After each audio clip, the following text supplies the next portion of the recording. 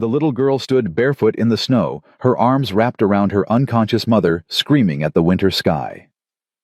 "Please, somebody, she's dying." No one in the wagon train looked back. They had already voted 2 mouths too many, 2 souls not worth saving. That's when Jake McAllister rode past. He wasn't looking for redemption. He wasn't looking for anything at all. But when that child's eyes met his, something he thought had died 4 years ago started breathing again. If you believe love can be found in the coldest places, subscribe to our channel and follow this story to the very end. Drop a comment telling us which city you're watching from. We want to see how far this tale travels. The screaming started just past Miller's Ridge. Jake McAllister pulled his horse to a stop, breath fogging in the bitter cold. He'd heard plenty of sounds in the Colorado wilderness: wolves, mountain lions, the death rattle of cattle freezing where they stood. But this sound was different. This was a child. He turned his horse toward the wind. The trail ahead was empty, nothing but white stretching to the gray horizon. January had come hard this year, harder than any winter Jake could remember. Snow piled waist-high in the valleys, and the temperature hadn't climbed above freezing in 3 weeks. He should have kept riding. Should have made it back to his ranch before the next storm rolled in.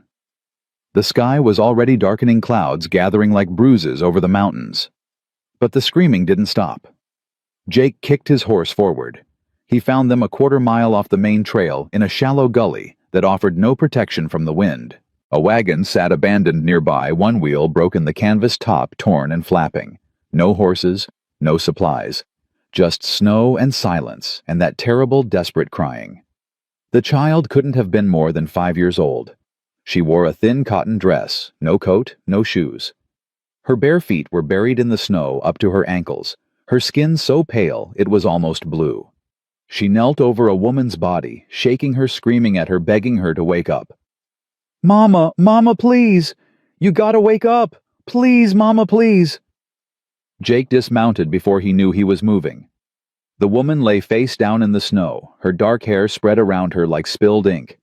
She wore a dress that might have been pretty once, yellow cotton with small flowers, but now it was torn, stained, frozen stiff in places. Her wrists were raw, the skin rubbed bloody. Rope marks. Jake had seen those marks before. He knelt beside the child, and she spun toward him, wild-eyed, terrified. She threw herself between him and her mother, arms spread wide, tiny body trembling so hard her teeth chattered. "Don't touch her!" she screamed. "Don't you touch my mama!" Jake raised his hand slowly. "Easy now, easy. I ain't gonna hurt her." That's what they said. That's what they all said. The child's voice cracked, tears freezing on her cheeks before they could fall. Her lips were purple. Her fingers curled into fists, so tight the knuckles had gone white. Jake stayed very still. "Who said that, little one? Who hurt your mama?" "The wagon people. They said we ate too much. They said Mama was sick, and we'd make everyone sick. They threw us out.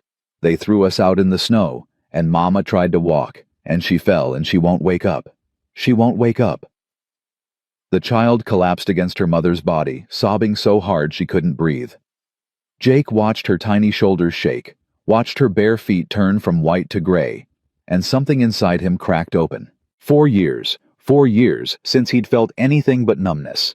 4 years since the fire took Sarah and Emma, since he'd buried what was left of them in the hard Montana earth and walked away from everything he'd ever been. He'd promised himself he wouldn't feel again, promised himself he wouldn't care. But this child, this frozen, desperate, brave little child, she was looking at him the way Emma used to look at him, like he could fix anything, like he was strong enough to hold back the whole world. He wasn't. He'd proven that. But God help him, he couldn't walk away. "What's your name?" he asked softly. The girl hiccuped, wiping her nose with the back of her hand. Lily. Lily. That's a pretty name." Jake shifted closer, moving slow, the way he'd approach a spooked horse. "My name's Jake. I got a ranch not far from here. Warm fire, hot food.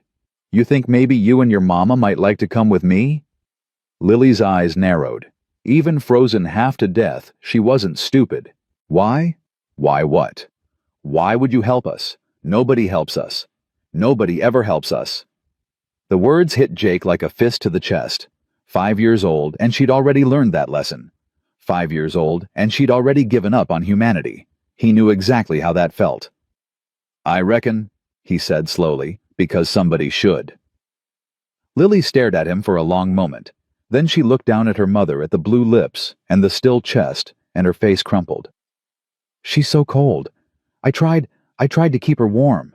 I put my hands on her face and I breathed on her fingers, like she does for me when I'm cold. But she won't. Hey. Jake reached out, hesitated, then gently touched the child's shoulder. She flinched, but didn't pull away. Let me see her. Okay, I promise I ain't gonna hurt her. I just want to help. Lily bit her lips so hard it bled. Then slowly she moved aside. Jake pressed 2 fingers to the woman's neck. For a horrible moment, he felt nothing. Then there, faint, thready. But there. She's alive, he said. Lily let out a sound that wasn't quite a sob and wasn't quite a laugh. She is. She's alive. Mama's alive. Barely. Jake was already pulling off his coat, his heavy wool coat that Sarah had sewn for him the winter before she died. He wrapped it around the woman's shoulders, then lifted her from the snow. She weighed almost nothing. We gotta move. Now. You understand, if we don't get her warm, she ain't gonna make it. I can walk, Lily said immediately. I can walk real fast. I won't slow you down, I promise. Please don't leave me. Please. I ain't leaving you. Jake settled the woman across his saddle, then turned back to the child. Come here. Lily hesitated. Lily, come here. She took 1 step toward him, then another. When she was close enough, Jake scooped her up with his free arm and set her on the horse in front of her mother. Then he grabbed the reins and started walking. The wind was picking up. Snow swirled around them, thick and blinding. Jake could barely see 10 feet ahead, but he knew this land. He'd ridden every inch of it in the 4 years since he'd come here to disappear. His ranch was 3 miles east. 3 miles through a blizzard, leading a horse carrying a dying woman and a frozen child. He'd faced worse odds. Mr. Jake. Lily's voice was small, muffled by the wind. Yeah? Is Mama gonna die? Jake kept walking, 1 foot in front of the other. Not if I can help it. The wagon people said she was already dead. They said she had the wasting sickness and she'd die anyway, so there was no point wasting food on her. They said I could stay if I wanted, but I'd have to leave Mama behind. Jake's jaw tightened. I told them no. Lily continued, her voice steadier now. I told them I'd rather die with Mama than live without her, so they threw us both out. The man with the red beard, he laughed. He said we wouldn't last an hour. Okay. How long ago was that? I don't know. A long time. The sun was up when they left us. Jake looked at the sky. The sun had set at least 2 hours ago. This child had been out here barefoot in a blizzard for over 4 hours, keeping her mother alive through sheer force of will. He'd seen grown men give up faster than that. You did good, Lily. You did real good. I just wanted Mama to be okay. I know. They walked in silence for a while. The snow fell harder, the wind howled louder, but Jake kept moving. His fingers were numb. His feet had stopped hurting, which meant they'd probably started freezing. But the ranch was close now. He could see the faint glow of the lantern he'd left burning in the window. Mr. Jake? Yeah. Are you a good man? Jake almost laughed. Almost. No, little one, I ain't. Then why are you helping us? He didn't have an answer for that. Or maybe he did, and he just wasn't ready to say it out loud. So he kept walking, and the snow kept falling, and somewhere in the darkness ahead, a light waited. The cabin was small, built for one man who didn't want company. But it was warm, and it was dry, and right now, that was all that mattered. Jake carried the woman inside first, laying her on the bed by the fire. Lily followed close behind, her eyes darting around the room like a cornered animal looking for escape routes. Sit by the fire, Jake ordered. Don't move. He didn't wait for her to obey. He was already stripping the frozen clothes off the woman, replacing them with dry blankets, piling quilts on top of her until she was buried in warmth. Her skin was ice cold, her lips still blue, but her chest was rising and falling. Shallow. Weak. But rising. Is she gonna be okay? Lily had ignored his instruction. She stood right beside him, watching everything he did. Her small hands clenched at her sides. Don't know yet, Jake said honestly. She's been out in the cold a long time. Might take a while for her to wake up. He stopped himself. Might not wake up at all. We just gotta wait and see. I can help. Tell me what to do. I can help. Jake looked at the child. Really looked at her for the first time since they'd gotten inside. She was tiny, probably small for her age, with tangled black hair and enormous brown eyes that seemed too old for her face. Her dress was soaked through. Her feet were cracked and bleeding, and she was shivering so hard she could barely stand. But she wasn't crying. Wasn't complaining. She just wanted to help her mother. Something twisted in Jake's chest. First thing you're gonna do, he said gruffly, is get warm yourself. Ain't no use to your mama if you freeze to death. But no arguments. He grabbed a blanket from the chair and wrapped it around her shoulders, then lifted her. She weighed nothing at all, and set her in the rocking chair by the fire. You stay there. You get warm. Then we'll talk about helping. Lily opened her mouth to protest, then closed it. Her eyes drifted to her mother on the bed. You promise you'll take care of her? I promise. Cross your heart. Jake hesitated. He hadn't crossed his heart since Emma was alive. It had been their thing, their special promise, the one that could never be broken. Cross my heart, he said. Lily nodded once, then curled up in the chair, pulling the blanket tight around her. Within minutes her eyes were closed. Jake stood there for a long moment watching her sleep. Then he turned back to the woman on the bed. Up close, she was younger than he'd first thought. Late 20s, maybe. Her face was gaunt cheekbones sharp beneath skin that had gone sallow, but there was something there. Strength, maybe. Stubbornness. The kind of beauty that came from surviving things that should have killed you. He noticed the scars on her wrists again. Not just rope burns. Older marks beneath them, white and faded. She'd been tied up before. More than once. He noticed the bruise on her jaw yellowing at the edges. A week old at least. He noticed the way her hands were curled into fists, even unconscious. Like she was ready to fight. What the hell had happened to this woman? Jake pulled a chair beside the bed and sat down. He had a long night ahead of him. Chad. The fire crackled. The wind howled. And sometime around midnight, the woman opened her eyes. She came up swinging. Jake caught her wrist before her fist connected with his jaw. She screamed a raw animal sound and thrashed against him, kicking, biting, fighting like her life depended on it. Hey, easy, you're safe. She wasn't listening. Her eyes were wild, unseeing, trapped in some nightmare he couldn't follow. She clawed at his arms, his face drawing blood, and Jake let her. He didn't fight back. He just held her wrists, kept her from hurting herself, and waited. Lily! She screamed. Where's Lily? What did you do with her? Where's my daughter? Mama! The small voice cut through the chaos. Lily scrambled out of the rocking chair and threw herself onto the bed, wrapping her arms around her mother's neck. Mama, I'm here. It's okay, Mama. It's okay. The woman froze. Her wild eyes focused on the child in her arms, and something in her face shattered. She grabbed Lily and held her so tight Jake was afraid she might crush her. Lily, oh God, Lily, you're alive. You're alive. I'm okay, Mama. The man saved us. He carried us through the snow and brought us to his house and made a fire, and what man? The woman's head snapped up. Her eyes found Jake, and they went hard. Cold. Dangerous. Who are you? She demanded. What do you want?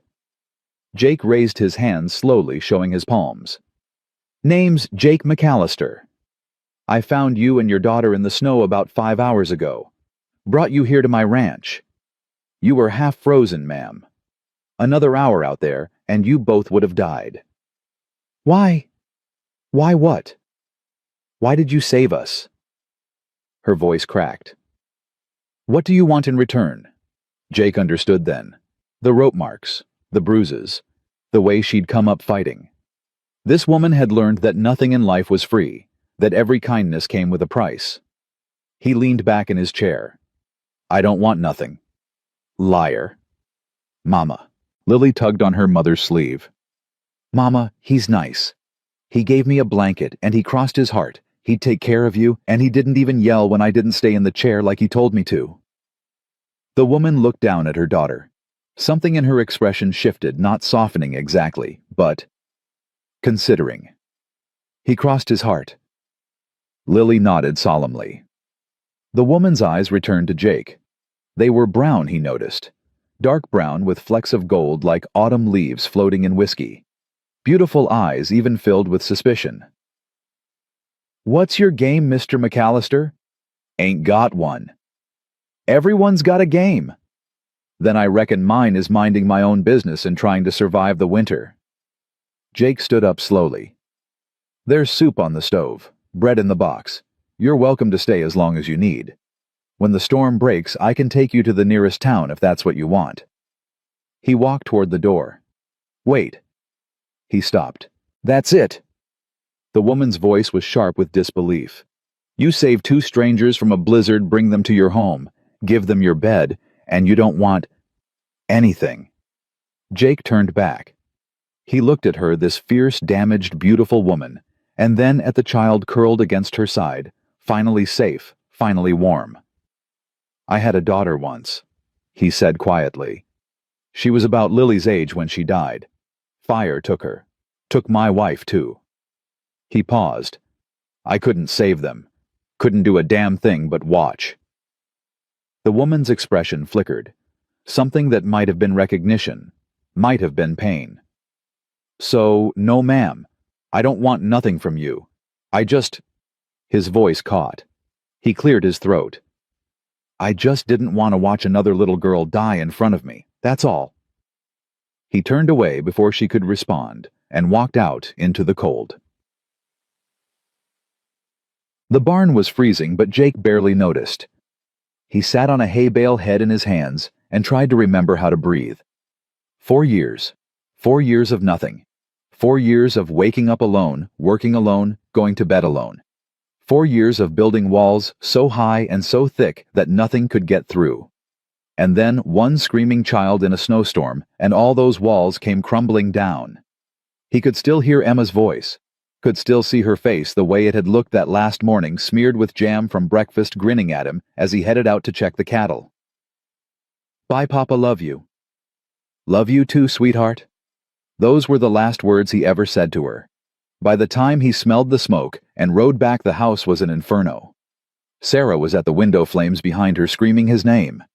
Emma was already gone. He'd tried to get to them.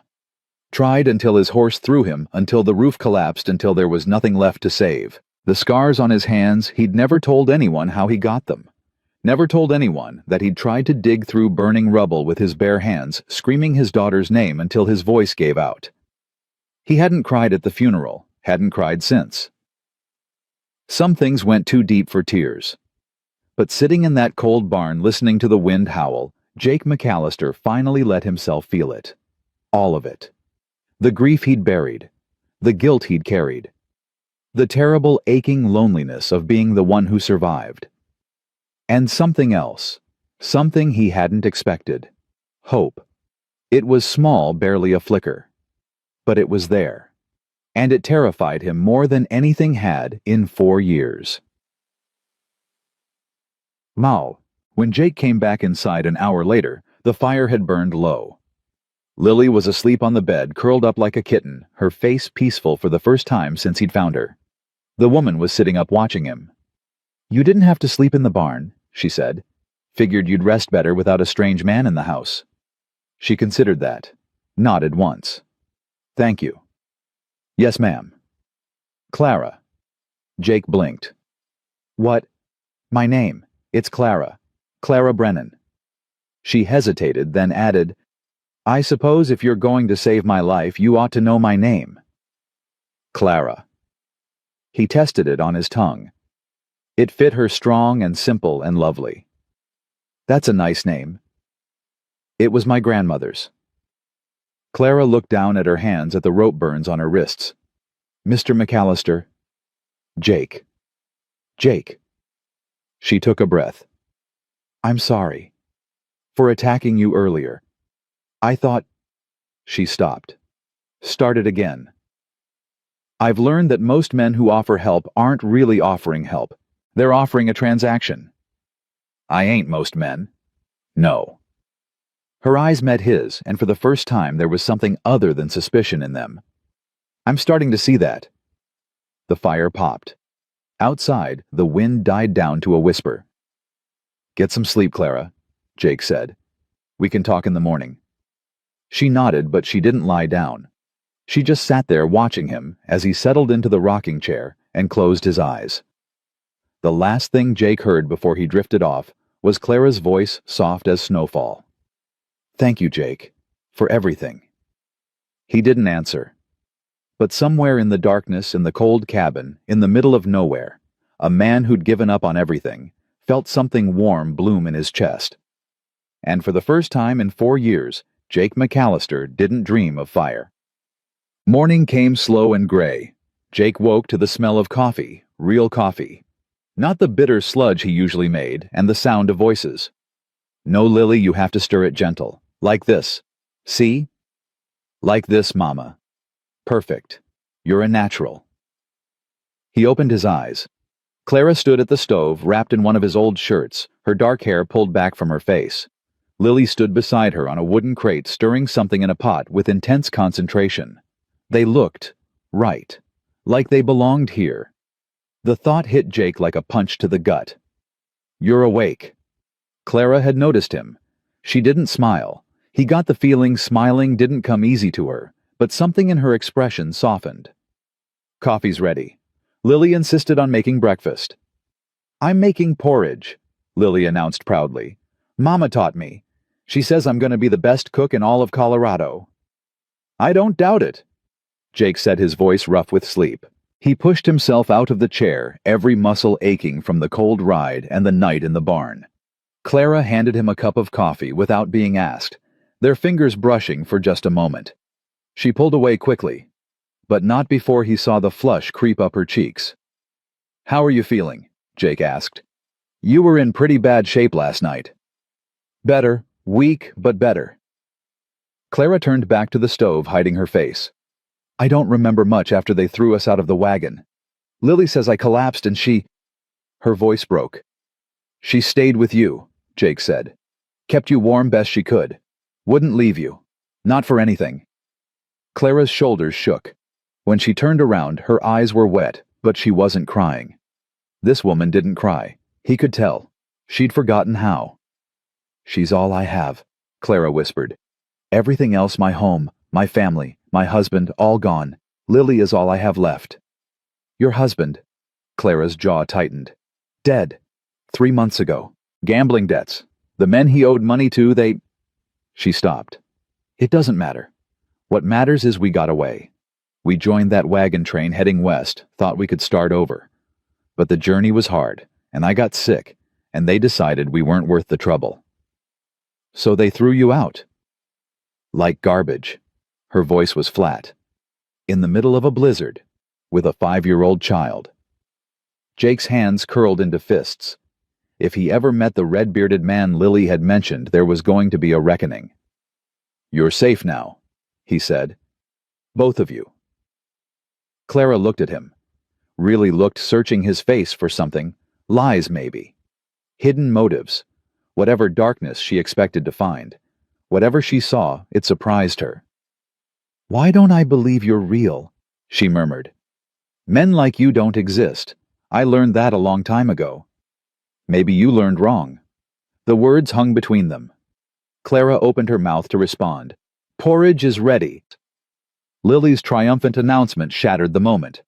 Everybody sit down, I made breakfast. Clara turned away, but not before Jake saw it. The ghost of a smile tugging at the corner of her lips. It was the most beautiful thing he'd seen in 4 years.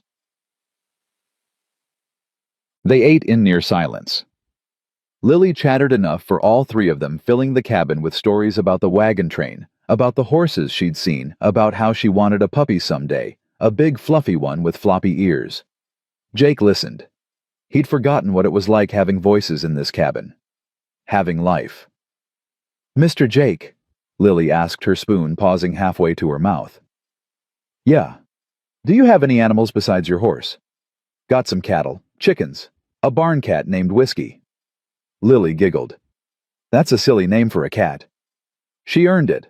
Found her half drowned in a whiskey barrel behind the saloon in town. Figured the name fit. "Can I meet her?" Jake glanced at Clara. She gave a small nod. "Sure. After breakfast I'll introduce you." Lily beamed. And something in Jake's chest cracked open a little wider. After breakfast, Clara insisted on washing the dishes. Jake didn't argue. He'd learned pretty quick that arguing with Clara Brennan was a losing battle. So he took Lily out to the barn instead, letting her pet the horses and chase the chickens and squeal with delight when Whiskey the cat rubbed against her ankles. For a few hours, he almost forgot why they were here. Almost forgot that this wasn't real, that they were just strangers brought together by a storm, and as soon as the roads cleared, they'd be gone. The thought shouldn't have hurt as much as it did. When they came back inside, Clara was standing by the window, looking out at the snow. "It's stopping," she said quietly. "The storm. It's almost over." Jake nodded. "Should be clear by tomorrow. I can hitch up the wagon, take you to town. There's a boarding house there. Mrs. Patterson runs it. She's good people. She'll look after you until you figure out what comes next." Clara didn't turn around. "And if we don't have money for a boarding house, I'll cover it." Now she turned. "Why?" "Already told you. I don't want nothing." "That's not an answer." Jake sighed. He walked over to the fireplace, picked up the poker, and stirred the embers. Anything to keep his hands busy. "When the fire took my family," he said slowly, "I wanted to die. Spent 6 months trying to drink myself into the grave. Didn't eat, didn't sleep, just existed. Then one day I woke up and realized that dying wasn't going to bring them back. All it was going to do was waste the years I had left." He set the poker down. "So I came here, built this place with my own hands. Figured if I couldn't have the life I wanted, I'd at least survive the one I got." Clara was silent for a long moment. Then softly, "That sounds lonely." "It is." Jake finally looked at her. "But lonely is safe. Lonely don't hurt." "Is that what you want, safe?" "It was. Until yesterday." The words hung in the air between them. Clara's breath caught. "Jake." "I ain't asking for nothing," he said quickly. "I know you got no reason to trust me or any man. I know you're going to leave as soon as you can, and that's fine. That's your right. But I want you to know." He paused, searching for the right words. "You and Lily, you're welcome here. For as long as you need. No strings. No expectations. Just a roof. And a fire. And someone who gives a damn whether you live or die." Clara stared at him.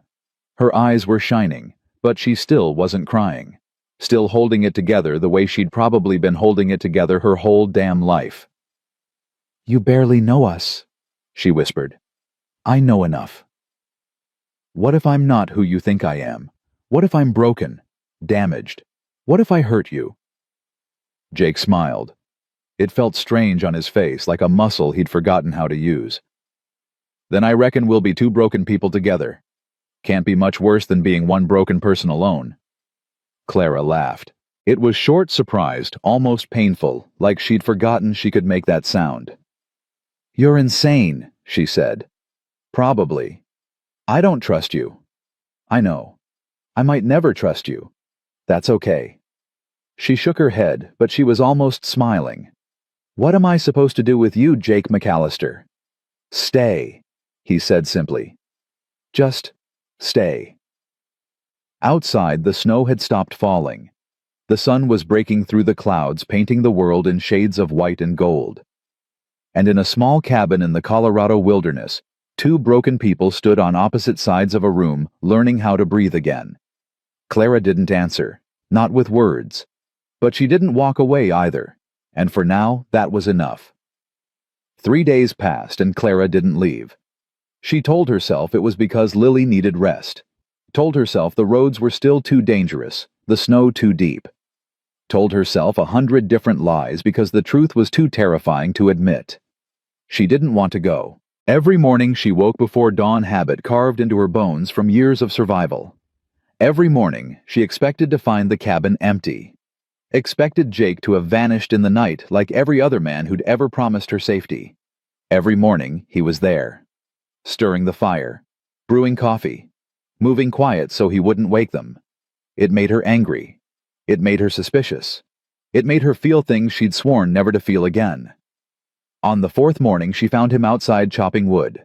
The sun had barely risen, painting the snow in shades of pink and gold, and Jake worked with the steady rhythm of a man who'd done this 1,000 times before. His breath fogged in the cold air. His shoulders moved beneath his worn wool shirt muscles, rolling with each swing of the axe.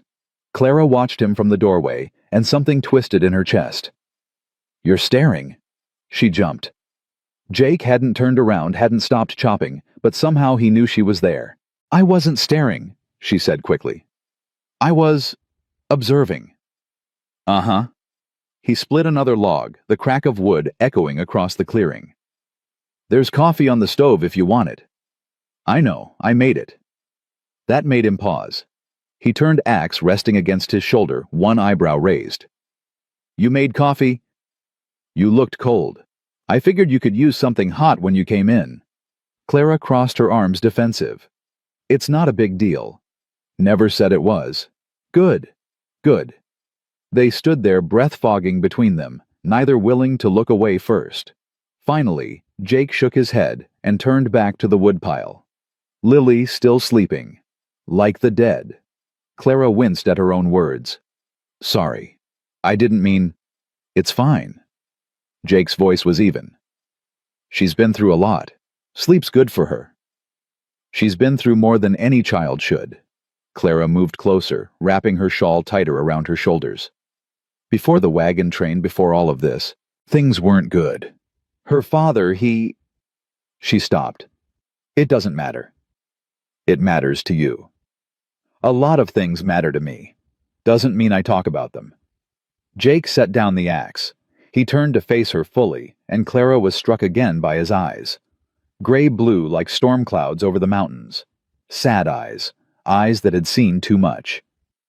"My wife used to say that carrying pain alone just makes it heavier," he said quietly.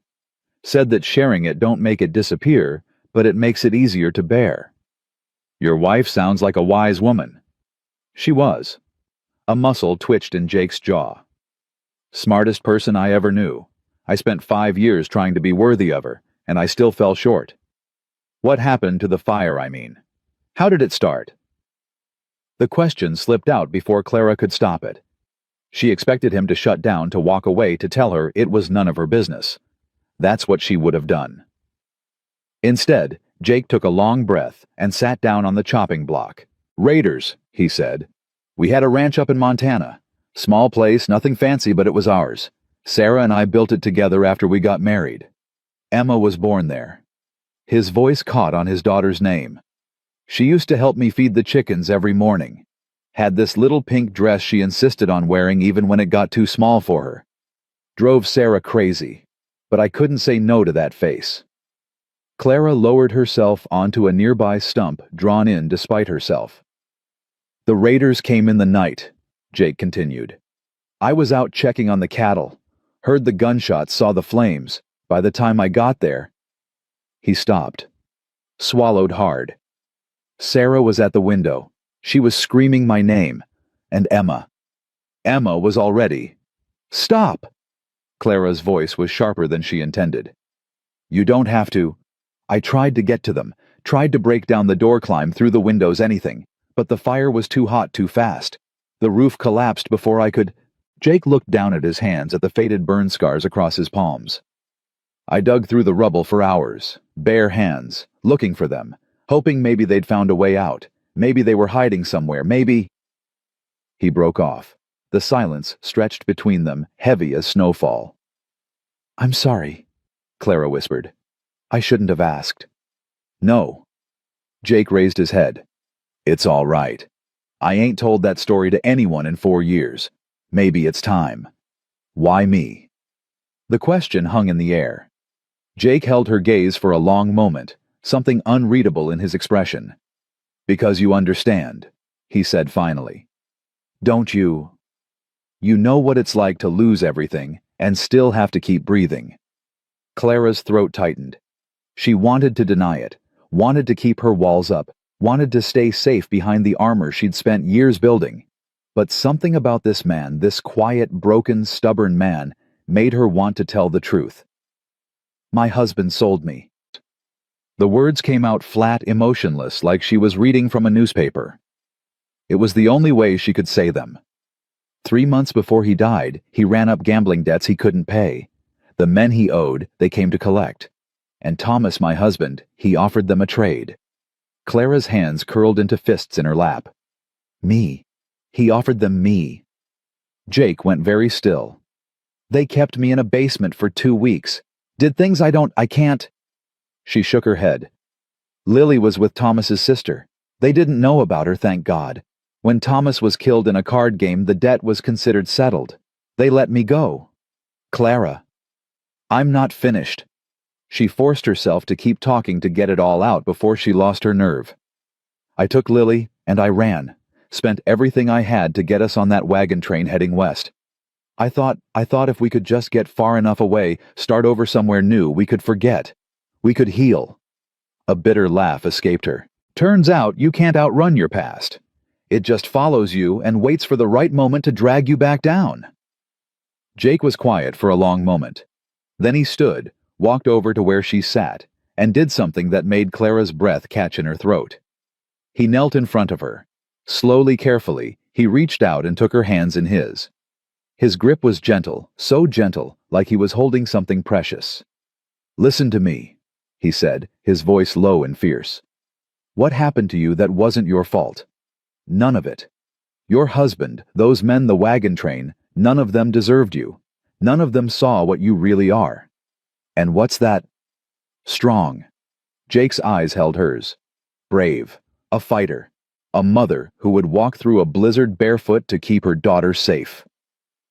His thumb brushed across her knuckles. "You ain't broken, Clara. You're just scarred. Like me. And scars, they ain't weakness. They're proof you survived." Clara stared at him. No one had ever said anything like that to her. No one had ever looked at her the way Jake was looking at her now. Not with pity, not with judgment, but with something that looked almost like awe. "You don't know me," she whispered. "I know enough. I might hurt you." "You might. I can't promise anything. I ain't asking you to." She should have pulled away. Should have retreated behind her walls, kept herself safe, protected what was left of her shattered heart. Instead, she squeezed his hands back.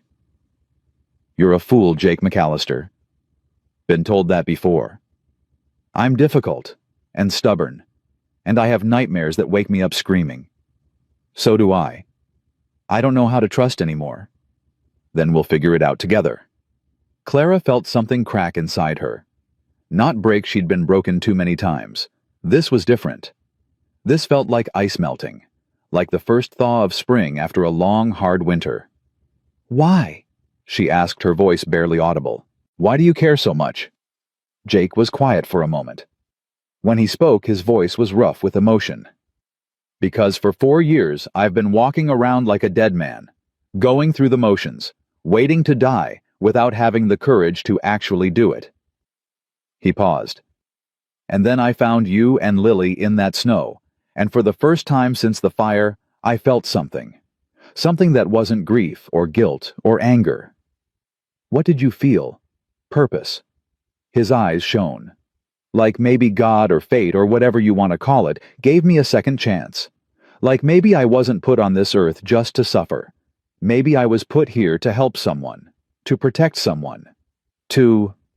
He trailed off. "To what?" "To love again. The words came out barely louder than a whisper. Even if it scares the hell out of me. Clara's heart pounded against her ribs. This was too fast. Too much. She barely knew this man, and here he was kneeling in the snow, talking about love like it was something real, something possible, something that wouldn't eventually destroy them both. But when she looked into his eyes, those sad, honest, hopeful eyes, she couldn't find a single lie. "Mama." The small voice shattered the moment. Clara yanked her hands back, turning to find Lily standing in the doorway, rubbing sleep from her eyes. "Mama, I'm hungry." Clara stood quickly, brushing snow from her skirt. "I'll make breakfast, sweetheart. Go back inside where it's warm." "Is Mr. Jake okay? Why is he sitting in the snow?" Jake pushed himself to his feet, wincing slightly. "I'm fine, little one. Just having a talk with your mama." "Oh." Lily considered this. "Can I have pancakes?" "We don't have the ingredients for—" Clara started. "I got flour and eggs," Jake interrupted. "And some maple syrup I traded for last fall. Been saving it for a special occasion." Lily's face lit up. "Really pancakes with syrup?" "If your mama says it's okay." Both of them turned to Clara, waiting. Jake's expression was carefully neutral, but Clara could see the hope hiding beneath it. And Lily was practically vibrating with excitement, more animated than she'd been since before the wagon train. Clara sighed. "Fine, pancakes." Lily squealed and ran back into the cabin. Jake started to follow, then paused beside Clara. "For what it's worth," he said quietly. "I meant every word." He walked inside before she could respond. Clara stood alone in the cold morning air, heart racing, mind spinning, feeling like she was standing on the edge of a cliff. The smart thing would be to step back. The safe thing would be to take Lily and leave as soon as the roads cleared, before she got any more attached, before she started believing in something that couldn't possibly be real. But for the first time in years, Clara didn't want to be smart. She didn't want to be safe. She wanted to jump. Inside the cabin, she could hear Lily chattering away, asking Jake 1,000 questions about pancakes and horses, and whether Whiskey the cat would like maple syrup. She could hear Jake's low, patient voice answering each one, never dismissive, never annoyed. Clara closed her eyes and let herself imagine just for a moment what it would be like to stay. To wake up every morning in this cabin to watch Lily grow up with horses and chickens and a cat named Whiskey. To let someone take care of her for once, instead of always fighting alone. To be loved. The thought was terrifying. But beneath the terror, there was something else. Something warm and fragile and dangerously close to hope. Clara opened her eyes and walked inside. The next week passed in a blur of small moments that stitched themselves together into something Clara didn't have a name for. Mornings began with coffee and quiet conversations, Jake and Clara talking in hushed tones while Lily slept. He told her about his childhood in Tennessee, about his father who drank too much, and his mother who prayed too hard. She told him about growing up in Arizona, about her Mexican grandmother who taught her to cook, and her Irish father who taught her to read. They traded stories like currency, each revelation buying a little more trust, a little more intimacy. Clara found herself saying things she'd never told anyone. Not Thomas, not her sister, not even the priest she'd confessed to after her husband's death. Jake listened. That was the thing about him. He didn't try to fix her problems or minimize her pain. He just listened, nodding in all the right places, asking questions that showed he actually cared about the answers. It was disorienting. It was wonderful. It was absolutely terrifying. Afternoons belonged to Lily. Jake taught her to ride his gentlest horse, a dappled gray mare named Biscuit. He showed her how to collect eggs without getting pecked, how to milk the cow without getting kicked, how to whistle loud enough to call the barn cat from across the field. Clara watched them together, and something in her chest ached with a sweetness she'd forgotten existed. This was what a father was supposed to look like. This was what safety felt like. She'd almost given up believing such things existed. Evenings were for the three of them crowded around the small table, eating whatever Clara had managed to cook on the old iron stove. Jake declared her cornbread the best he'd ever tasted, and even though Clara knew he was exaggerating, she felt a flush of pride that lasted for hours. After dinner, they'd sit by the fire. Jake would whittle he was making something for Lily, though he wouldn't say what while Clara mended clothes or read aloud from the small collection of books Jake kept on a shelf by the window. Lily would curl up between them, fighting sleep until her eyes finally surrendered. Those were the moments Clara held closest. The quiet moments. The peaceful moments. The moments that felt like home. On the 8th night, Clara woke to find Jake gone. She sat up, heart-pounding old fears clawing at her throat. He'd left. Of course he'd left. They all left eventually, didn't they? Every man she'd ever trusted had walked away, or worse, and she'd been a fool to think Jake would be different. Then she heard it. A low sound coming from outside the cabin. Not words, not exactly. More like singing. Clara wrapped a blanket around her shoulders and crept to the door. Jake stood in the snow face, tilted toward the sky, singing something soft and sad in a language she didn't recognize. His voice was rough, untrained, but there was a beauty to it that made Clara's breath catch. The melody rose and fell like waves, like grief, like prayer. She didn't mean to speak. The word just slipped out. Jake. He turned. In the moonlight, she could see the tears on his cheeks. Sorry, he said hoarsely. Didn't mean to wake you. What were you singing? Old Cherokee lullaby. My mother taught it to me when I was small. He wiped his face with the back of his hand. I used to sing it to Emma, every night before bed. She said it helped her sleep. Clara walked toward him, snow crunching beneath her bare feet. You should go back inside, Jake said. It's freezing out here. So should you. I will. Just needed a minute. Does it help, the singing? Jake was quiet for a long moment. Some nights. Other nights nothing helps. Other nights I just have to sit with it until morning. Clara reached out and took his hand. His fingers were ice cold, trembling slightly. You don't have to sit with it alone, she said. Jake looked at her. Something shifted in his expression, something raw and vulnerable and terribly young. I don't know how to do this, Clara, any of this. I've been alone so long I forgot how to be anything else. Then we'll figure it out together. She was echoing his own words back to him, and from the way his breath caught, he knew it. You deserve better than me, he whispered. Maybe, but you're what I want. The words hung in the frozen air between them.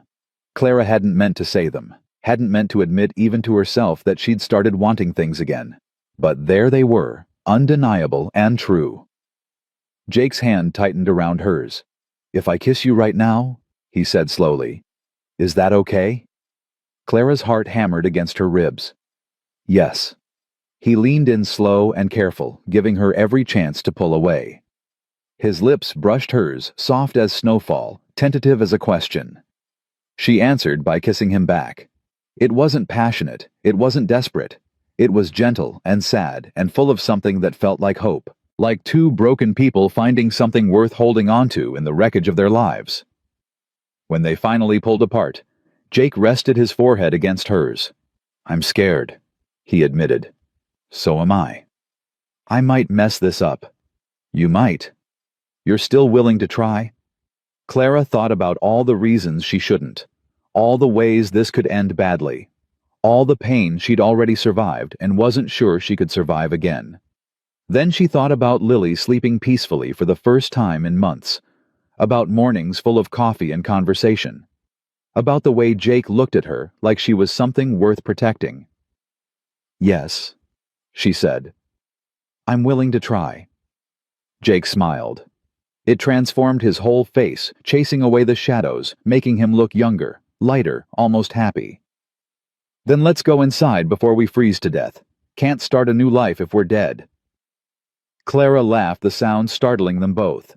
She couldn't remember the last time she'd laughed. Hand in hand, they walked back into the cabin, back to the warmth, back to whatever came next. The fire had burned low, but it was still glowing, still alive, just like them. 2 weeks of peace. 2 weeks of learning each other's rhythms of shared meals and quiet laughter and stolen glances across the cabin. 2 weeks that felt like a lifetime, and not nearly enough. Clara should have known it couldn't last. The riders came at noon on a Tuesday, 3 of them cutting dark shapes against the white horizon. Jake saw them first, his whole body going rigid as he stood at the window. Clara. Something in his voice made her blood run cold. She'd heard that tone before in the moments before everything fell apart. Take Lily to the root cellar, now. Jake, what? Now, Clara. She didn't argue. She grabbed Lily from where she sat playing with whiskey by the fire and moved toward the back of the cabin. Mama, what's wrong? Lily's voice was high with fear. Why do we have to hide? Shh, baby, it's okay. We're just going to play a game, all right, a quiet game. I don't like this game. I know, sweetheart, I know. Clara lifted the trap door to the root cellar and lowered Lily into the darkness. The girl clung to her small fingers, digging into Clara's arms. Don't leave me, Mama. Please don't leave me. I'm not going anywhere. Clara climbed down after her, pulling the trapdoor closed above them. I'm right here. I'm always going to be right here. Through the floorboards, she heard the front door open, heard Jake's boots on the porch, heard voices she didn't recognize, low and dangerous. Well, well, Jake McAllister, been a long time. Not long enough, Silas. Clara's heart stopped. Silas. She knew that name. Knew it the way you know your worst nightmares, the ones that chase you even when you're awake.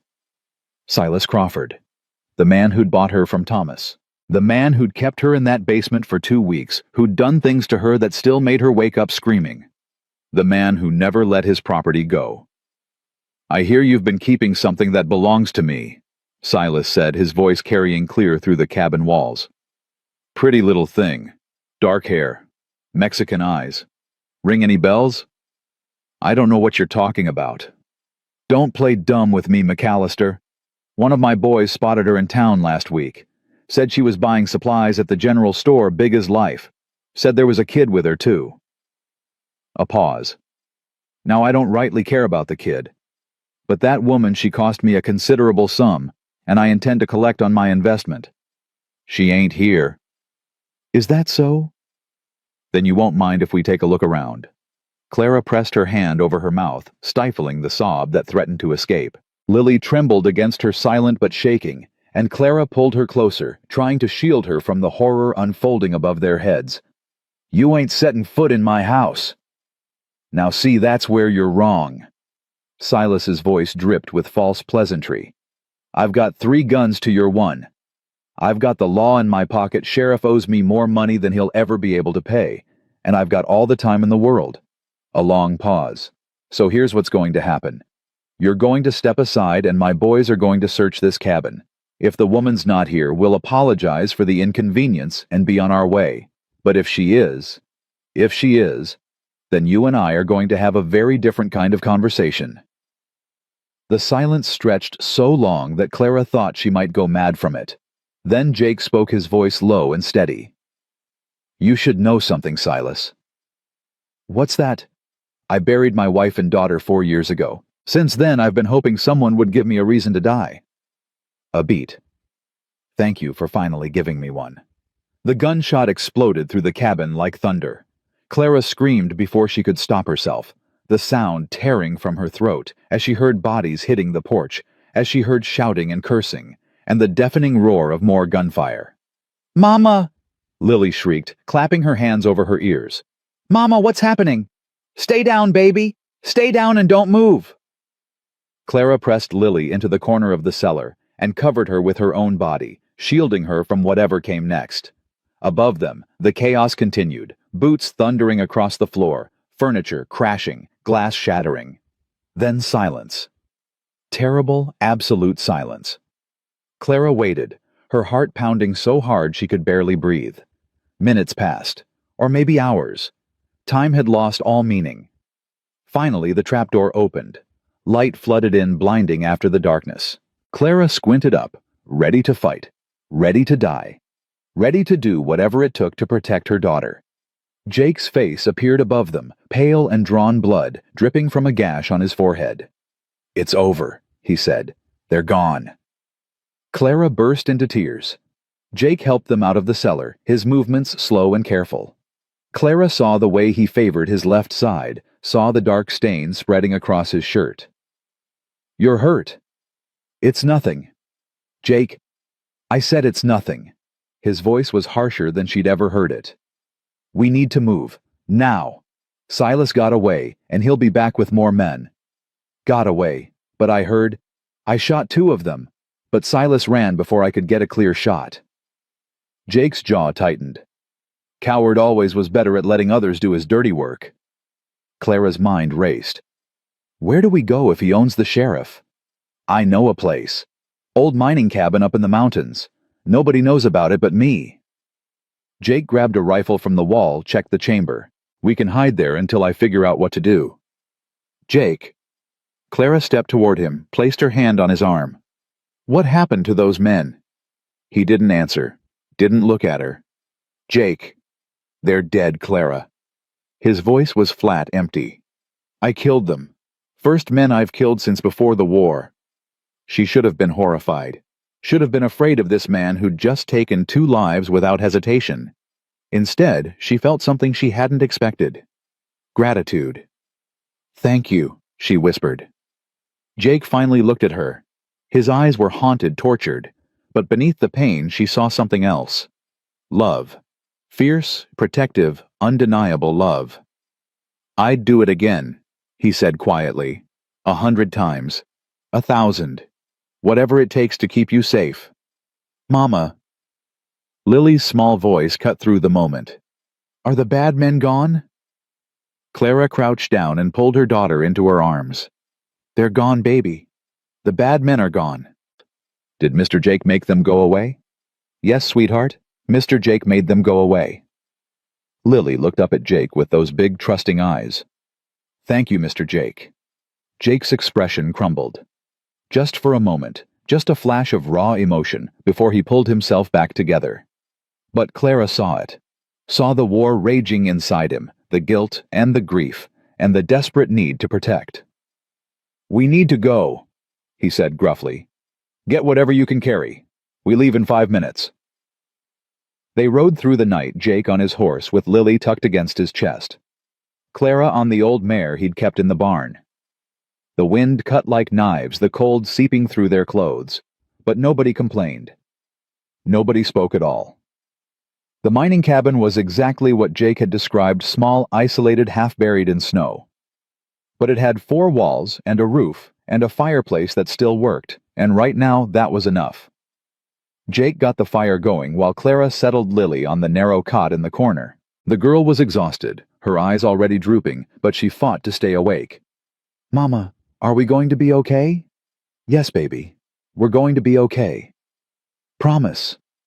Clara stroked her daughter's hair, remembering all the promises she'd made over the years. Promises she couldn't keep, promises that had turned to ash in her mouth. "I promise," she said anyway. Because sometimes hope was all you had. Lily's eyes finally closed. Clara sat beside her for a long moment, watching her breathe, marveling at the fact that this precious, perfect child was still alive, still safe. For now. She found Jake outside, leaning against the cabin wall, staring at nothing. The blood on his shirt had dried to a dark brown stain, and his face was gray with pain. "You need to let me look at that wound." "It can wait." "Jake." "I said it can wait." His voice cracked. I need a minute." "Okay, I just need a minute." Clara understood. She understood better than anyone what it felt like to do something terrible for the right reasons, to cross a line you never thought you'd cross, and wonder if you could ever come back. She didn't push. She just stood beside him, shoulder to shoulder, letting him know he wasn't alone. Finally, Jake spoke. "I thought I was done with killing. You were protecting us." "I know. That's what scares me." He turned to look at her, his eyes dark with something that might have been shame. "It was easy, Clara. Too easy. I saw them coming for you, and something in me just switched off. I didn't hesitate. Didn't think. Just pulled the trigger." "That's not a bad thing." "Isn't it?" Jake laughed, a bitter, broken sound. "I used to be a deputy sheriff, did I tell you that, back in Kansas before the war? I believed in law and order, believed that civilized men solved their problems with words, not bullets. That was before. Before what? Before the world taught you different. Jake stared at her. How do you do that? Do what? Make everything seem so simple. It is simple. Clara reached up and touched his face, feeling the rough stubble beneath her fingers. Good men do terrible things sometimes. That doesn't make them evil. It makes them human. I don't feel human right now. Then let me help you remember. She kissed him. Not gentle this time, not tentative. This kiss was fierce and desperate and alive, a declaration and a promise and a challenge all at once. Jake responded in kind. His arms wrapped around her, pulling her close, and for a few precious moments there was nothing in the world but the two of them holding on to each other in the darkness. When they finally broke apart, both of them were breathing hard. Clara. Jake said, his voice rough. I need you to know something. What? Whatever happens, whatever Silas does, whatever comes next, I'm not letting him take you. You understand I'll die before I let him touch you again.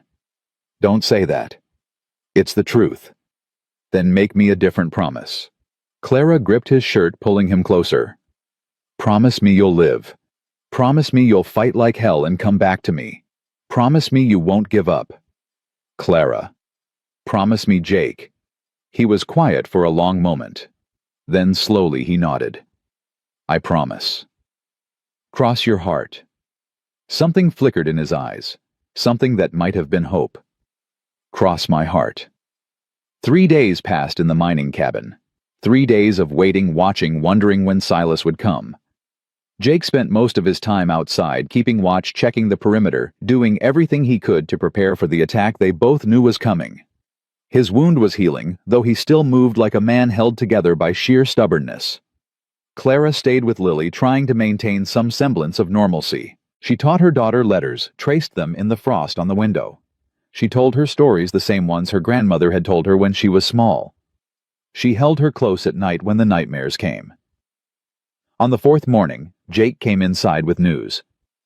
I'm going into town. Clara's blood went cold. What? No. That's exactly what Silas wants. I know, but we can't hide up here forever. We're running low on supplies, and Lily needs medicine for that cough. He glanced at the cot where Lily lay sleeping, her breathing raspy and wet. I'll be careful. In and out. Just a few hours. Let me go instead. Absolutely not. Jake. Clara. He crossed to her, took her hands in his. If something happens to me, you take Lily and you run. There's money hidden in the floorboard by the fireplace, enough to get you to California, maybe Oregon. Start over where nobody knows your name. I'm not leaving without you. You will if you have to. For Lily. Clara wanted to argue, wanted to scream and cry and beg him not to go. But she looked at her daughter, at the fever flush on her cheeks and the rattle in her chest, and she knew he was right. Come back to me, she whispered. You promised. I always keep my promises. He kissed her long and deep, like he was memorizing the feel of her lips. Then he pulled away, grabbed his rifle, and walked out the door. Clara watched him ride away until he disappeared over the ridge. Then she sat down, put her head in her hands, and prayed. The hours crawled by. Clara paced the small cabin, checking on Lily, adding wood to the fire, looking out the window every few minutes, even though she knew it was too soon for Jake to return. The waiting was agony. The silence was worse. Late afternoon, Lily woke up. Mama, where's Mr. Jake? He went to get you some medicine, sweetheart. He'll be back soon. I miss him. Clara's throat tightened. I know, baby. I miss him too. Mama? Lily's voice was small, hesitant. Is Mr. Jake going to be my new papa? The question hit Clara like a physical blow. She sat down on the edge of the cot, gathering her daughter in her arms. Would you like that? She asked carefully. If Mr. Jake was your papa. Lily nodded against her chest. He's nice. He teaches me things. He doesn't yell like my old papa did. A pause. And he makes you smile. You never used to smile, Mama, but now you do. Clara closed her eyes, tears spilling down her cheeks. I smile because of you, baby. And yes, because of Mr. Jake, too. So he can be my papa. We'll see, sweetheart. We'll see. She held Lily until the girl fell asleep again, her small body burning with fever. Clara pressed a cool cloth to her forehead and tried not to think about what would happen if Jake didn't come back. If Silas found him in town. If everything they'd built in these few short weeks came crashing down. The sun was setting when she heard the hoofbeats. Clara grabbed the rifle Jake had left her and moved to the window, heart pounding. One rider. Coming fast. Please, she prayed. Please let it be him. The horse crested the ridge, and Clara's knees nearly buckled with relief. Jake! She threw open the door and ran outside, not caring about the cold, not caring about anything except the man climbing down from his horse. You came back. Told you I would. She threw herself into his arms, and he caught her, held her, buried his face in her hair.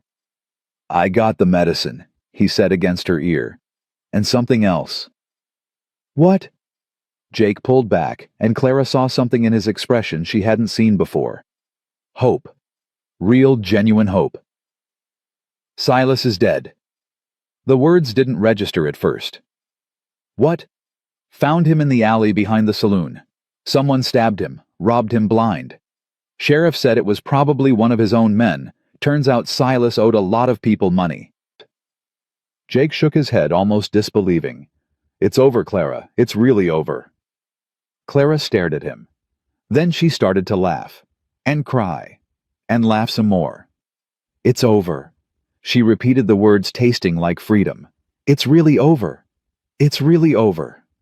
She kissed him then in the fading light in the cold mountain air with the taste of tears on her lips and the weight of years lifting off her shoulders.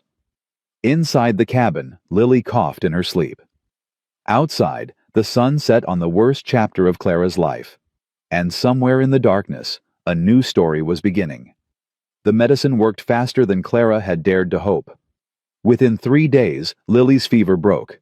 Within a week she was up and walking, pestering Jake with questions about horses and demanding to know when she could go back to playing with Whiskey the cat. They returned to the ranch on a Sunday morning, the sun bright on the snow, the air crisp and clean. Clara held her breath as they crested the final ridge, half expecting to find the cabin burned to the ground, destroyed by Silas's men in their absence. But there it stood exactly as they'd left it. Solid.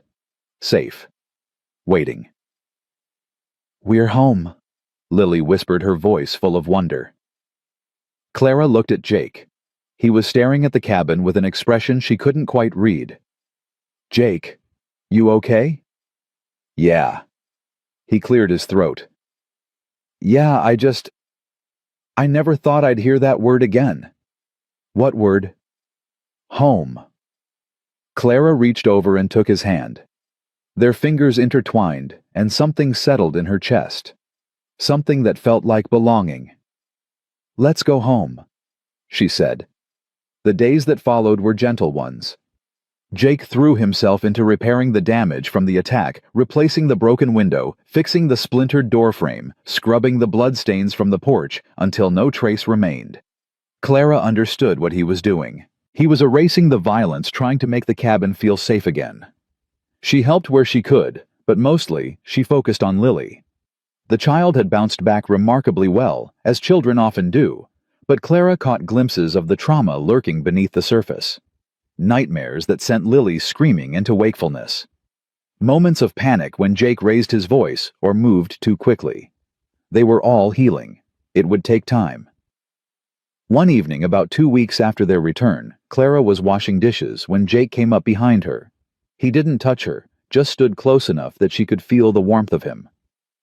Can I ask you something? Of course. Are you happy here?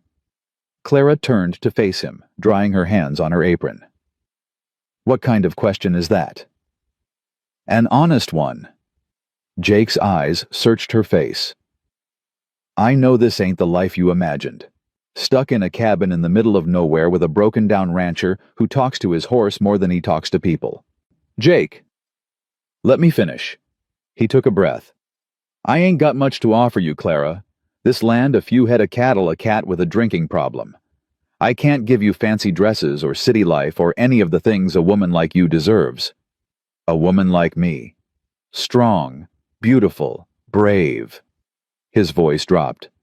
The kind of woman who should have the world at her feet, not be hiding from it. Clara set down the dish towel.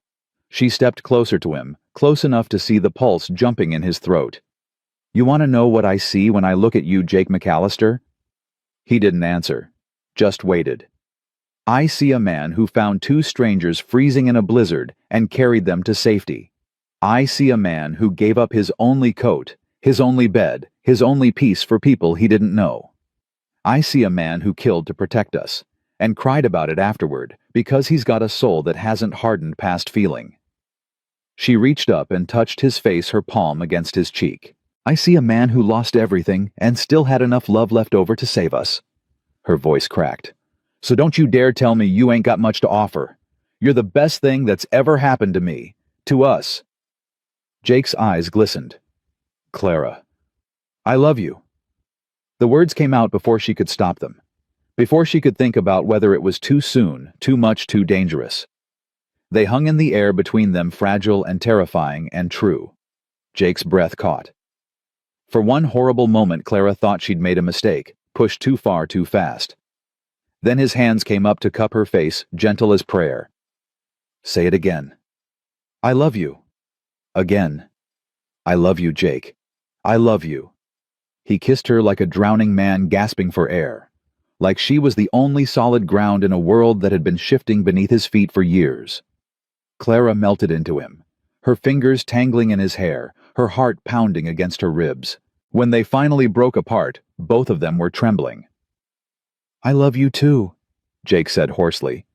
God help me, I love you so much it scares me. Then we can be scared together. He laughed, a sound so unexpected that it made Clara laugh too. They stood there in the kitchen, foreheads pressed together, laughing like fools, and Clara thought this must be what joy felt like. This lightness, this warmth, this sensation of being exactly where you were meant to be. Mama. Mr. Jake, why are you laughing? Lily stood in the doorway, rubbing her eyes, her nightgown trailing on the floor. Nothing, sweetheart, Clara said, stepping back from Jake. We were just being silly. Grown-ups are weird. You got that right, little one. Jake agreed. He crouched down to Lily's level. What are you doing out of bed? I had a bad dream. Again. Lily nodded, her lower lip trembling. The bad man was chasing us, and you weren't there to make him go away. Jake's expression softened. He opened his arms, and Lily ran into them, burying her face against his shoulder. Listen to me, Lily. That bad man is never coming back. You understand? He's gone forever, and I'm not going anywhere. I'm going to be right here every single day, keeping you and your mama safe. Promise. Cross my heart. Lily pulled back, studying his face with that solemn intensity only children possess. Mr. Jake. Yeah. Can I call you something different? Jake went still. Clara held her breath. What do you want to call me, sweetheart? Lily bit her lip. Her eyes flicked to Clara, then back to Jake. Mama says maybe one day you could be my papa. Is that true? Clara's heart stopped. Jake swallowed hard. When he spoke, his voice was rough with emotion. Would you want that, for me to be your papa? Yes.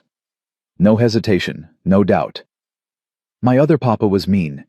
He yelled and threw things and made Mama cry. But you're not like that. You're good. You make Mama smile.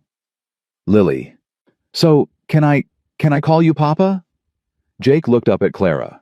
She saw everything in his eyes, all the grief and hope and fear and love tangled together into something she didn't have words for. She nodded. Jake turned back to Lily. Yeah, sweetheart, you can call me Papa. Lily's face split into the widest smile Clara had ever seen. She threw her arms around Jake's neck and squeezed with all her might. I love you, Papa. Jake's whole body shook. He wrapped his arms around the little girl and held her close, eyes squeezed shut, tears streaming down his face. I love you too, Lily. More than you'll ever know. Clara watched them, her own tears flowing freely. This was what family looked like. Not blood or obligation or legal documents. Just two people choosing each other, choosing to love, choosing to stay. She'd spent so long searching for home, running from one place to another hoping the next stop would be different. And here it was. Not a place at all. Just a man holding a child, promising to keep her safe. Home. Spring came slowly that year. The snow melted in patches, revealing dead grass and frozen mud. But every day, there was a little more green, a little more life. Jake started talking about planting, about crops and gardens, and all the things that would need doing once the ground thawed. Clara found herself dreaming about the future in ways she never had before. A vegetable garden behind the cabin. A chicken coop that wasn't falling apart. Maybe someday a room added on for Lily so she wouldn't have to share space with her mother forever. Maybe someday a room for a baby. The thought came unbidden, and Clara shoved it away. Too soon. Too much. One step at a time. But she couldn't deny the warmth that spread through her chest whenever Jake talked about next year, and when Lily's older, and the future. He was planning. He was hoping. He was building something meant to last. And he wanted her to be part of it. One morning in early March, Clara woke to find Jake already gone. That wasn't unusual. He often rose before dawn to tend the animals, but something felt different today. The cabin was quiet, the fire burned low, and there was a note on the table. Meet me at the Big Oak. Bring Lily. Jay. Clara frowned. The Big Oak was a 20-minute walk from the cabin, a massive tree at the edge of Jake's property that he'd once told her was older than the nation itself. She had no idea why he'd want to meet there. Lily, sweetheart, wake up. 5 more minutes. Papa wants us to meet him somewhere. We have to go. That got Lily's attention. She scrambled out of bed, suddenly wide awake. Where is it a surprise? I love surprises. I don't know, baby. Let's go find out. They bundled up against the lingering cold and set off through the melting snow. Lily chattered the whole way, her breath puffing white in the morning air, her small hand clutched tight in Clara's. As they approached the Big Oak, Clara saw Jake standing beneath its branches. He was dressed in his best clothes, the clean shirt, the wool vest, the boots he only wore to church. In his hands, he held something small. What's going on? Clara asked as they drew near. Jake didn't answer right away. He looked at her, then at Lily, then back at her again. His expression was strange, almost nervous. I've been thinking, he said slowly. About what? About a lot of things. About my life before you came. About what I want my life to be now. He paused. About what I want to ask you. Clara's heart began to race. Jake, let me get this out before I lose my nerve. He took a deep breath. 4 years ago, I buried my wife under this tree. She always loved it here, said it made her feel small in a good way. Like all her problems were tiny compared to something that old and strong. Clara glanced at the ground and noticed for the first time a small stone marker nestled among the roots. Sarah McAllister, beloved wife and mother. I came here after the fire, Jake continued. Came here to say goodbye. To tell her I was sorry I couldn't save her. Sorry I couldn't save Emma. Sorry for everything. His voice wavered. I promised her I'd never love anyone again. That I'd spend the rest of my life making up for failing her. Jake, you don't have to. But then I found you. He stepped closer, his eyes locked on hers. And Lily. And everything I thought I knew about myself, about what I could feel, about what I deserved. It all changed. You changed it. You changed me. He held up the small object in his hands. It was a ring, Clara realized. Simple brass polished to a shine. I made this myself, Jake said. Melted down the casing of the first bullet I ever fired. Back when I was a deputy. Back when I believed in justice and truth and all those things that feel so far away now. He turned the ring over in his fingers. I've been carrying it around for years, not knowing what I was saving it for. Now I know. He dropped to one knee. Clara Brennan. I ain't got pretty words. I ain't got money or status or anything most women would want. All I've got is this land, this life, and a heart that's been dead for 4 years until you came along and woke it up." Clara couldn't breathe, couldn't think, couldn't do anything but stare at this man kneeling in the melting snow, offering her everything he had. "I love you," Jake said. "I love your strength and your fire and the way you look at me like I'm worth something. I love your daughter like she's my own. I want to spend the rest of my life earning the trust you've given me, being the man you deserve, building something real and good and lasting." He held up the ring. "Will you marry me?" The world went silent. No birds, no wind, no sound at all except the pounding of Clara's heart.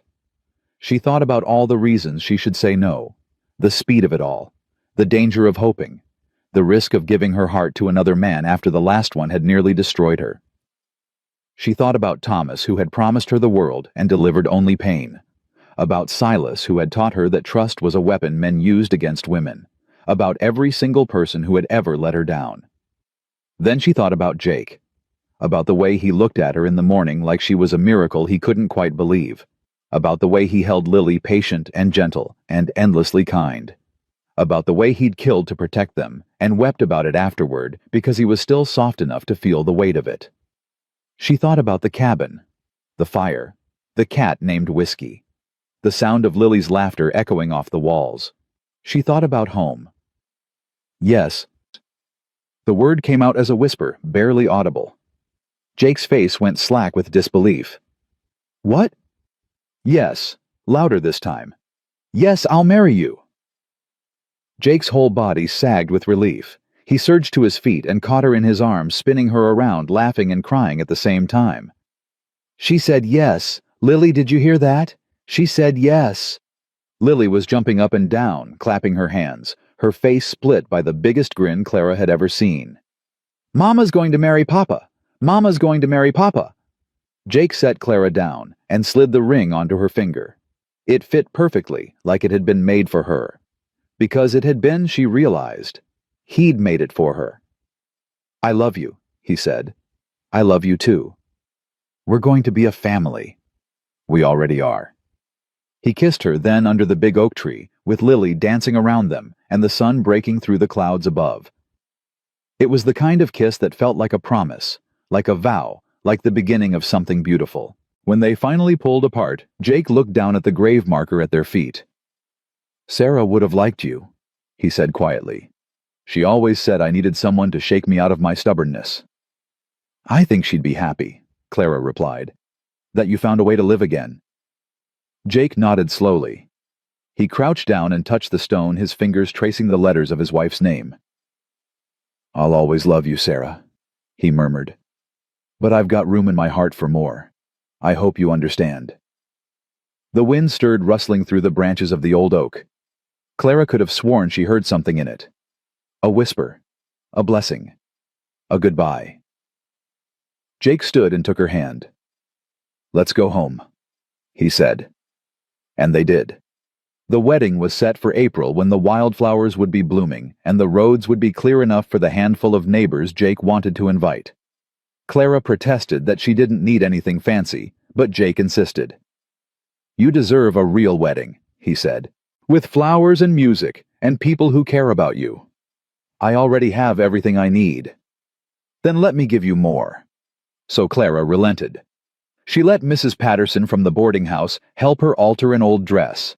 She let Jake's neighbor, old Mr. Hensley, tune up his fiddle for the ceremony. She let Lily pick wildflowers from the meadow, practicing her role as flower girl until she had it memorized. And through it all, she felt something she'd almost forgotten existed. Joy. Pure, uncompromised joy. The night before the wedding, Clara sat by the fire, unable to sleep. Her dress hung on the back of the door, freshly pressed. Lily was snoring softly in her bed. Everything was peaceful, perfect, ready. So why did she feel so terrified? "Can't sleep either." Jake's voice came from the doorway. He was leaning against the frame, arms crossed, watching her. "No. Not a chance." He crossed to sit beside her, taking her hand. "What's on your mind?" "I'm scared." "Of what?" "Of everything. Of being happy. Of losing this." She gestured around the cabin. Every good thing I've ever had has been taken from me. What if this is the same? Jake was quiet for a moment. Then he squeezed her hand. You know what I've learned these past few months. What? That you can't protect yourself from loss by refusing to love. All you do is lose twice. Once when you push people away, and again when you realize what you missed. He turned to face her. I spent 4 years trying to feel nothing, and it didn't make the pain go away. It just made me empty. I know, I did the same thing. So let's do something different. Let's love each other anyway. Let's be happy anyway. And if the worst happens... He paused. Well, at least we'll have had this. Clara looked at him, this man who had found her in a blizzard and carried her to safety. This man who had killed for her and cried for her and asked her to be his wife. I'm going to spend the rest of my life loving you, Jake McAllister. Promise. Cross my heart. He smiled that rare, beautiful smile that transformed his whole face. Then I reckon we'll be all right. She leaned into him, resting her head on his shoulder. Outside, the wind whispered through the trees. Inside, the fire crackled softly. Tomorrow, they would be married. Tonight, they were already home. The morning of the wedding dawned clear and bright. Clara woke to the sound of birdsong, the first she'd heard since winter began. She lay still for a moment, letting the reality sink in. Today was the day. After everything she'd been through, after all the pain and fear and running today, she would become someone's wife again. But this time, it would be different. This time, she was choosing. Mama, wake up, it's wedding day. Lily burst through the door, already dressed in the little white frock Mrs. Patterson had sewn for her. Her dark hair was brushed and ribboned, her cheeks flushed with excitement. I'm awake, baby. Papa says you're not allowed to see him until the ceremony. He says it's bad luck. Lily climbed onto the bed, bouncing. Is that true? Is it really bad luck? Some people believe so. That's silly. How can seeing someone be bad luck? Clara laughed and pulled her daughter close. I don't know, sweetheart, but let's not take any chances, okay? Okay. Lily snuggled against her. Mama. Yes. Are you happy? Clara thought about the question. Really thought about it. A year ago, happiness had seemed like something that happened to other people. A distant concept like snow in summer or stars you could touch. Now it was here, real and warm and breathing in her arms. Yes, Lily, I'm happy. Good, because Papa's happy too. He was singing this morning. I heard him. Singing. That funny song, the one in the language I don't understand. The Cherokee Lullaby. Jake only sang it when he was feeling something too big for words. Clara's heart swelled. Come on, she said, sitting up. Let's get me ready to marry your papa. The ceremony was held in the meadow behind the cabin, where the wildflowers had begun to bloom in patches of purple and yellow. Jake had built an arbor from branches of the old oak tree, woven with ribbons that Lily had insisted on. It needs to be pretty, Papa. Mama deserves pretty. Jake had agreed without argument. The guests were few, but genuine. Mrs. Patterson from town, who had helped Clara with her dress. Old Mr. Hensley with his fiddle. The Rawlings family from the neighboring ranch, whose wife had brought a pie that smelled like heaven.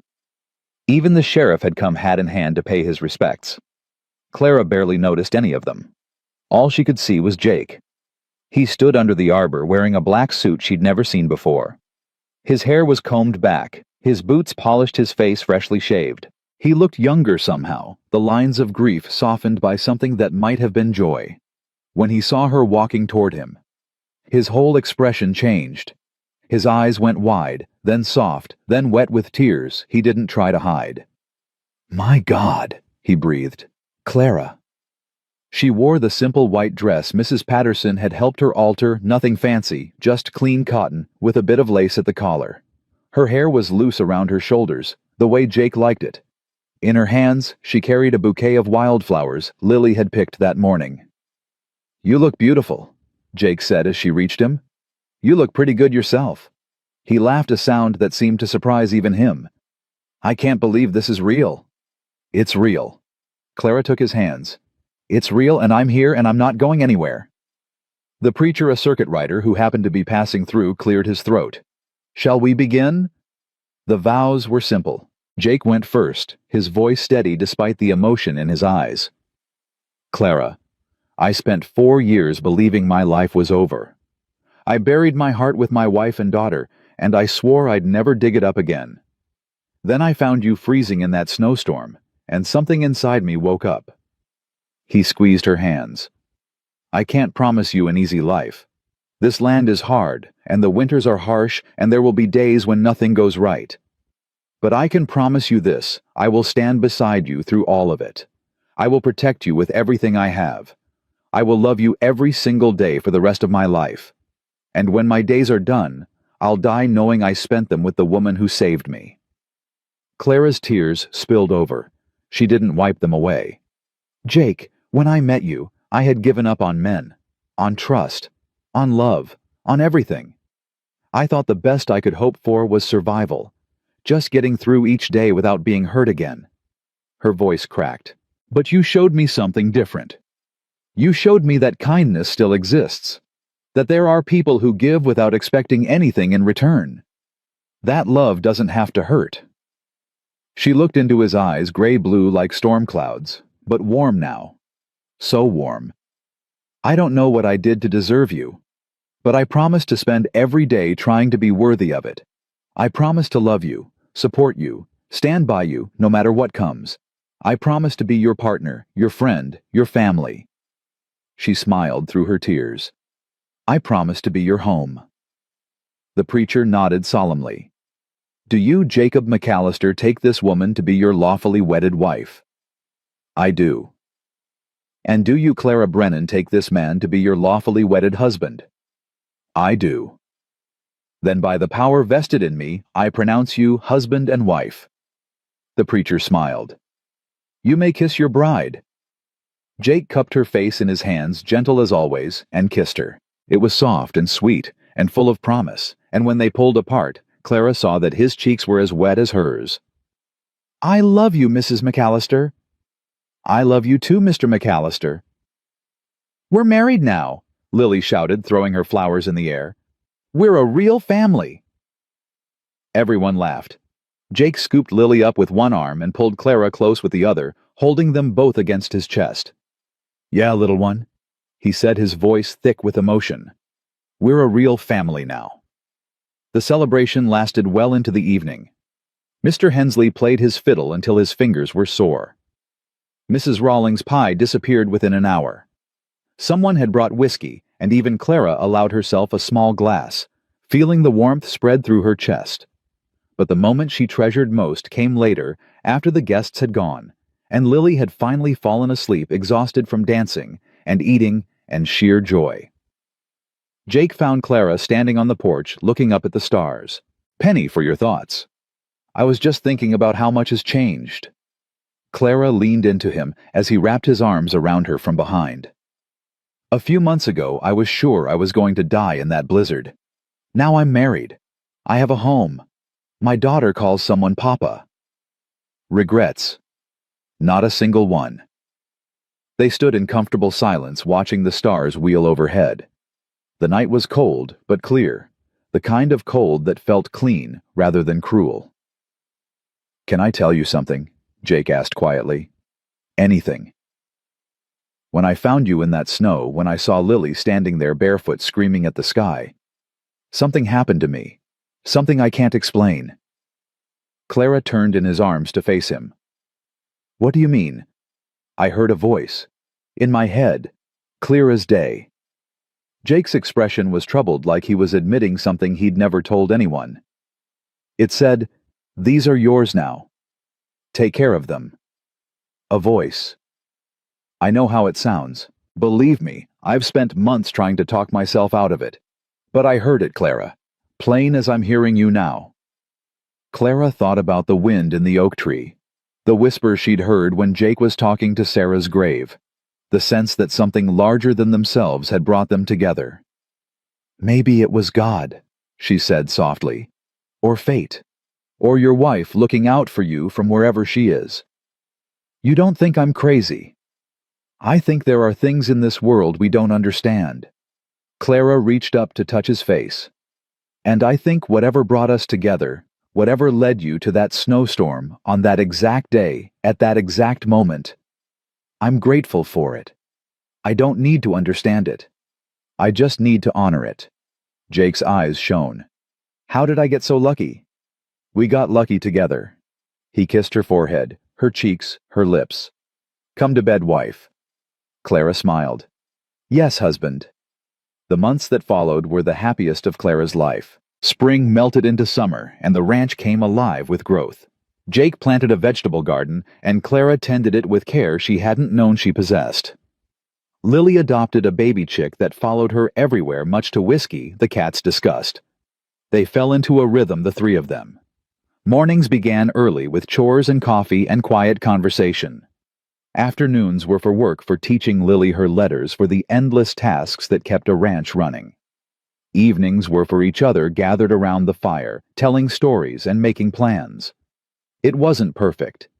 They fought sometimes about small things that didn't matter and big things that did.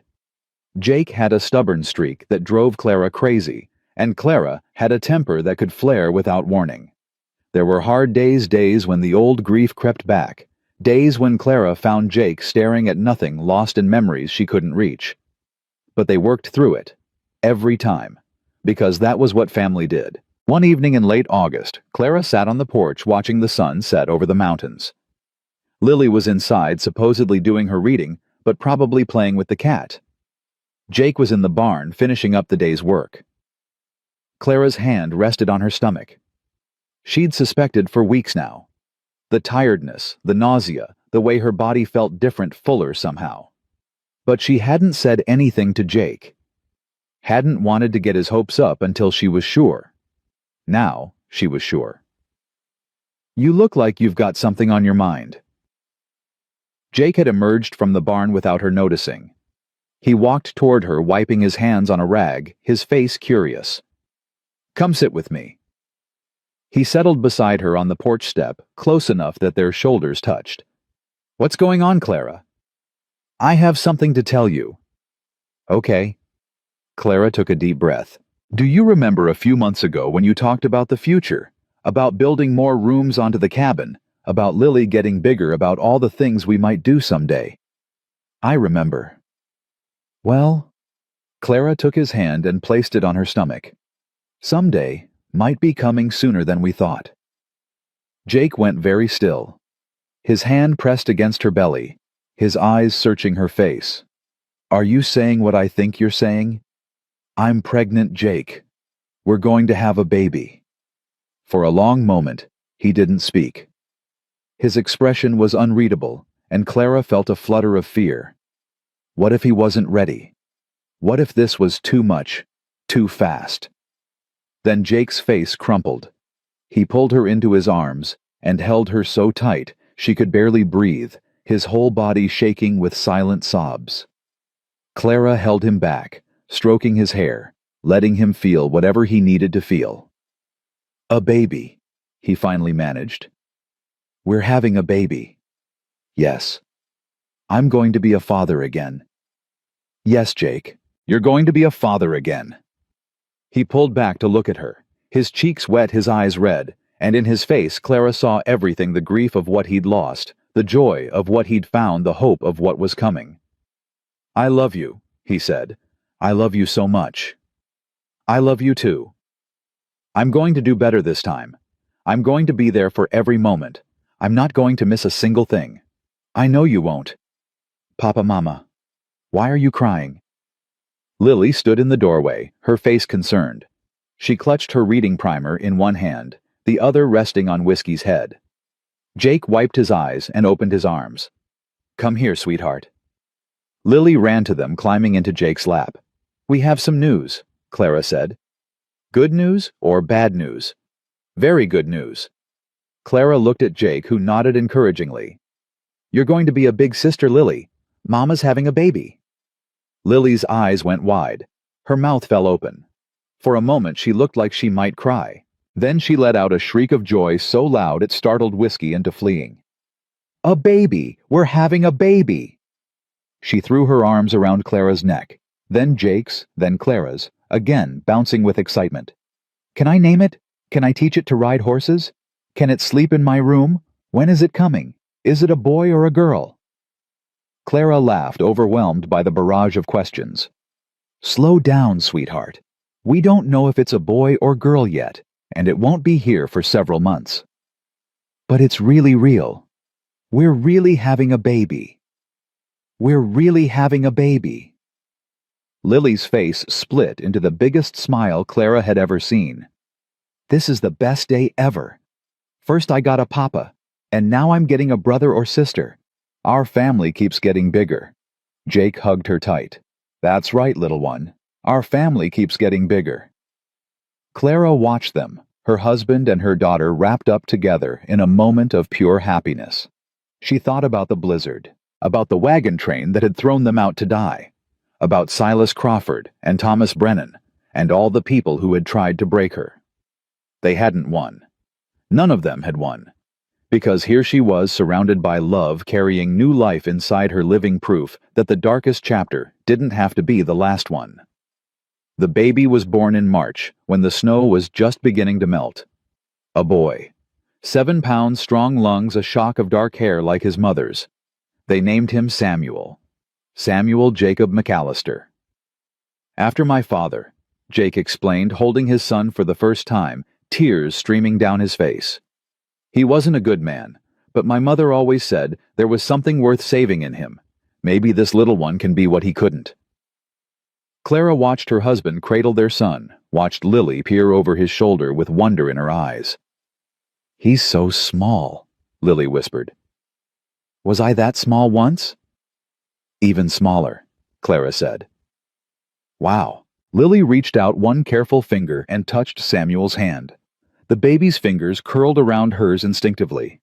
"He's holding my hand. Mama, look, Papa. He's holding my hand." "He knows his big sister already," Jake said.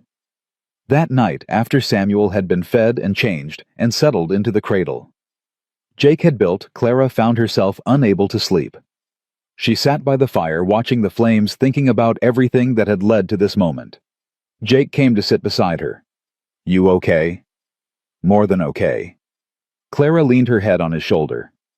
"I keep waiting to wake up, waiting for all of this to disappear. It's not going to disappear. I know, but sometimes I still can't believe it's real." Jake was quiet for a moment. Then he reached into his pocket and pulled out something small. "I found this in the snow the day I found you," he said. It was clutched in Lily's hand. "I kept meaning to give it back, but then... I don't know. It felt important somehow." He opened his palm. In it lay a small silver button tarnished with age. Clara's breath caught. "That was my father's," she whispered. "He gave it to Lily before he died, told her it would keep her safe." "I think it did." Jake pressed the button into her hand. "I think it led me to you." Clara closed her fingers around the little piece of silver, feeling its weight, its history. "Maybe it did," she said. "Or maybe we were always meant to find each other. Either way, I'm grateful. So am I." They sat together in the firelight, listening to Samuel's soft breathing, to Lily's occasional murmur from the bedroom, to the wind whispering through the eaves. Jake. "Yeah. Thank you." "For what?" "For saving us, for loving us, for giving us a home." Jake kissed her temple. "You saved me too, Clara. Don't forget that. Before you came, I was just waiting to die. Now I've got something to live for. A family. A future." He pulled her closer. "We saved each other." Clara smiled against his shoulder. Outside, the last of winter was giving way to spring. Inside, a fire burned warm and steady, chasing away the shadows. And in a small cabin in the Colorado wilderness, a family slept peacefully, safe and whole and together. They had been strangers once, broken people thrown together by a storm. Now they were home. Clara woke before dawn the next morning, as she always did. But instead of rising immediately, she lay still for a moment, listening. Jake's steady breathing beside her, Samuel's soft whimpers from the cradle. Lily's footsteps padding across the floor, trying to be quiet as she went to check on her baby brother. The sounds of her family. The sounds of her life. She thought about writing it down someday. The whole story from the beginning. The blizzard, the rescue, the healing. The fear and the hope and the love that had grown between them like wildflowers after rain. Maybe Lily would read it when she was older. Maybe Samuel would. Maybe their children would, and their children's children, passing the story down through generations like a treasured heirloom. The story of how a broken man found two strangers in the snow. How he brought them home. How they became a family. How love, even after loss, could bloom again. Clara rose quietly, careful not to wake Jake. She crossed to the window and looked out at the mountains pink with the first light of dawn. She was Clara McAllister now. Wife, mother, survivor. She had been sold, abandoned, left for dead. She had walked through fire and ice and come out the other side. And she was still standing. Behind her, Samuel began to cry. Jake stirred, reaching instinctively for the cradle. Lily appeared in the doorway, rubbing her eyes. "Is Sammy hungry, Mama?" "Probably, sweetheart." "I'll get his blanket." Clara turned from the window and walked toward her family. Jake caught her eye and smiled that rare, beautiful smile that still made her heart skip after all these months. "Good morning, Mrs. McAllister." "Good morning, Mr. McAllister." She took her son in her arms. She felt her daughter press against her side. She met her husband's eyes across the room. This was her life now. Not perfect, not easy, but real. And it was more than she had ever dared to dream. The story of Clara and Jake McAllister would be told for years to come. Around campfires and dinner tables, in letters and journals passed from one generation to the next. The story of a little girl who stood barefoot in a blizzard crying for someone to save her mother. The story of a rancher who had nothing left to lose but found something worth living for. The story of two broken people who built something beautiful from the wreckage of their pasts. Some called it luck. Some called it fate. Some called it a miracle. Clara called it love. And love, she had learned, was the strongest force in the world. Stronger than fear, stronger than grief, stronger than all the darkness that tried to swallow you whole. Love had found her in the snow. Love had carried her home, and love would keep her there warm and safe and whole for the rest of her days. Home was not just a place. It was the people who stayed when everyone else walked away. It was the hands that reached for you in the darkness. It was the voice that whispered, "I've got you," and meant it with every fiber of their being. Clara had searched her whole life for home. She had finally found it. Not in a cabin in the mountains. Not in Colorado or Arizona or anywhere on a map. Home was Jake's arms around her. Home was Lily's laughter. Home was Samuel's tiny fingers wrapped around hers. Home was love, fierce and tender and unbreakable. And Clara McAllister was never letting go.